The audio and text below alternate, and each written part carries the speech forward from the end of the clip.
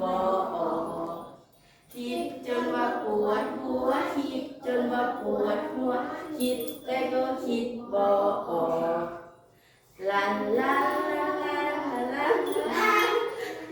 ลันลันลันลันลันลันลูกไก่เป็นยังจนโตน้อยลูกสาเป็นยังจนโตใหญ่ลูกไก่เป็นยังจนโตน้อยคิดจนว่าปวดหัวคิดจนว่าปวดหัวคิดแต่ก็คิดบ่ออกคิดจนว่าปวดหัวคิดจนว่าปวดหัวคิดแต่ก็คิดบ่ออกแต่มาจอกสลัดกว่าสิงโตมันเว้าขึ้นว่า